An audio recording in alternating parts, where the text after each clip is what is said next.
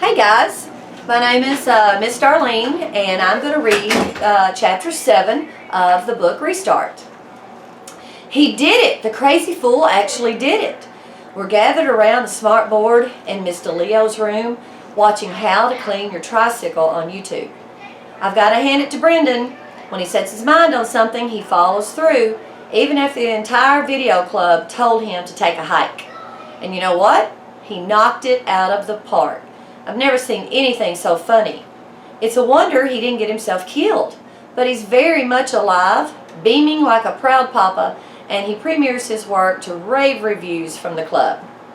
Mr. Leo, our faculty advisor, laughs until tears are streaming down her cheeks.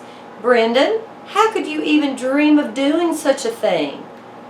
The worst part was how cold the water was, he says, but it was totally worth it. We burst into thunderous applause when the music comes to a crescendo and the tricycle is pedaled out of the shiny bumper into the light. Brendan takes a bow, a goofy grin plastered onto his face. Credits appear on the screen, produced by Brendan Espinoza and Chase Ambrose. Chase Ambrose? The ovation dies abruptly in the classroom. That's part of the joke, right? Mauricia Dunbar offers dubiously. Like produced by William Shakespeare or Mickey Mouse? No, it was really him, Brendan tells us. None of you guys would help me, and he said okay. Why would you even ask him? I blurt, furious. Do you have a death wish or something? Mr. Leo steps in. Isn't it enough that the video got made and it's fabulous? I don't have a death wish, Brendan retorts. And you know what? I'm glad I asked him, because he did an awesome job on camera too. Maybe it's from sports, but he has a really steady hand, better than any of us, including me. We could use a guy like that. I get a sinking feeling in my gut. You didn't. Brendan nods. I invited him to join the club. We all start babbling at the same time. I'm so angry that I can't really make much out of it. But it's pretty obvious that everybody is relating the story of some mean thing that Chase and probably Aaron and Bear did to them. There's definitely no shortage of material. The chorus of complaint goes on and on. Yeah, I get it. Brandon holds up his hands. Those guys picked on me too. More than any of you. Not more than my poor brother, I think. But the Chase Ambrose who worked on this video, Brenda goes on, is not the same person. He lost his memory when he fell off the roof this summer. Total amnesia. I know it sounds weird, but maybe he forgot what a jerk he was. Big talk from the guy who thinks riding a tricycle through a car wash is a smart thing to do, puts in Hugo. Brendan doesn't talk back. Seriously, we had a great time yesterday. He was helpful. He had good ideas. He was even nice. He's different. All I can see is a red haze in front of my eyes, and through it Joel packing his suitcase to go away to school. I remind Brendan, my brother would be in this room right now if it wasn't for that jerk. I don't want him here. None of us do. That's enough, Mr. DeLeo cuts me off.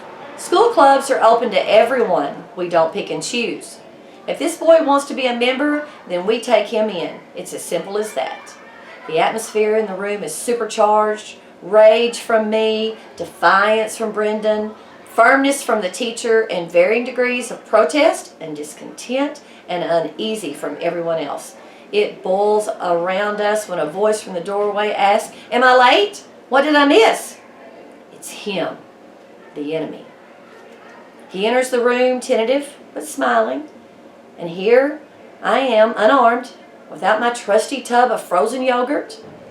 "Welcome," Mrs. DeLeo greets him. "Brendan was just showing us your new video. We're so happy you decided to join us." Chase seems hesitant. He probably picks up on the disconnect between Mrs. DeLeo's warm welcome and the body language coming off the rest of us. Only the keep out sign is missing. When he sees me, he takes a step back, a little fearful. The fear looks good on him. At least that part of his memory works. He remembers that I'm the person who hates his guts. "How to clean your tricycle killed," Brendan assures him. "And look, We already have 46 views on YouTube. I was hoping it would be viral already, but these things take time. They call it viral because it's supposed to spread fast, like a virus. I put it sourly. Some viruses are slower than others, Brendan replies. So what exactly do you guys do, Chase asks. You know, when you're not riding tricycles through the car washes? That bugs me too. For sure, that's how he sees us, a collection of nerdy wingnuts who pull off moronic stunts and call it brilliance. Brendan can be kind of a goofball, but he's also the smartest kid in school. A knuckle-dragger like Chase will never appreciate someone who's destined to accomplish something that will make the world a better place. Why would he? The simplest way to make the world a better place would be to kick out Chase Ambrose. Mrs. DeLeo provides the answer. Well, some of us will be working on entries for the National Video Journalism Contest. You mean just Shoshana, Brendan snickers. If you could get your head out of YouTube long enough, I tell him, you'd see what a great opportunity it is. This year's guideline is to profile a senior citizen with an interesting story to tell. We should all consider it. I don't think I know old people, is Chase's reaction. Probably because he gets his jollies by pushing them out into traffic. We'll also be producing the school's video yearbook, the teacher goes on. That's something you can sink your teeth into. I cringe. Bad analogy for Chase, who I always pictured as a mountain lion picking over a carcass. What goes into a video yearbook, Chase asks. Student interviews mostly, Hugo jumps in. You get so much more than the standard picture and quote. He shrinks back when he remembers who he's talking to. My brother's experience has trained us to avoid capturing Chase's attention. He can't target you if he doesn't notice you're there. Chase nods. Makes sense. Nifty way to keep score of the kids whose lives you've ruined over the year, isn't it? I add bitterly. He's thrown back by that, but Mrs. Leo jumps in quickly. We'll also need content on every club and team in the school. Chase, since you play sports, I thought you'd be a natural to cover the athletic program. A hopeful buzz greets this suggestion. Interviewing the jocks is a miserable job since they're always so uncooperative and hostile. The worst of them is usually our newest member himself, but we've still got Aaron and Bear, plus Joey Patronus, Landon Rubio, and some of the others to contend with. It's like Miss America. If the winner can't fulfill her duties, there are plenty of runner-ups to take over the tiara. I'll try, says Chase, but I don't really know those guys so well anymore. I mean, they know me. Well, how about that? Brendan's right. This big dummy fell off his ugly head hard enough to give himself amnesia. What other explanation could there be that he doesn't really know the juvenile co-delinquents that he's partnered with in a reign of terror that covers the entire town? Could Brendan also be right that Chase has no idea what a jerk he is? No. Amnesia can wipe out the details of your past, but it can't change the kind of person you are. Maybe he doesn't remember being a bully.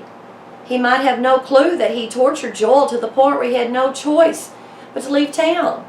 But when a person like that wants to know how he feels about something and looks deep inside his black heart, it's still going to be filled with acid. I messaged my theory to Joel later that night, and this is text. This is JW Piano Man. So what you're telling me is I'm an exile, and the guy who exiled me doesn't even remember doing it?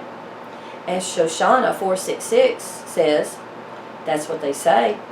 And JW Piano Man says, don't know what to think about that. Shoshana 466 replies, he'll remember soon enough, or beta and gamma rats will remind him. Then JW Piano Man says, you seem to know a lot about alpha rat these days. I start to tell Joel the real headline, who the video club's newest member is. My fingers freeze over my phone screen. My brother is depressed enough. The thought of Chase forcing him away and then parachuting into his spot in the club and ruining it will only make him feel worse. No, that's not it. That slimeball didn't ruin video club. What really happened was even worse. Nothing. The worst person in the world came to Mrs. DeLeo's room and life went on. The other members didn't quit. The ceiling didn't cave in. Our equipment didn't burst into flame. Mrs. Leo didn't collapse at her desk. We can't stand that guy, but we're going to put up with him. No way am I going to tell Joel that. He's upset enough as it is. Besides, Chase Ambrose will last about 10 minutes in video club. As soon as Mrs. DeLeo actually asks him to do something, he'll be gone. So I type to Shoshana 466. Boring school, boring town. Amnesia equals big news. JW Piano Man texts back. Alpha rat squeezing zits equals big news at that school. Shoshana 466 texts back. He doesn't have any zits. That's a pointless thing to text Joel, but by the time that occurs to me, I've already tapped send.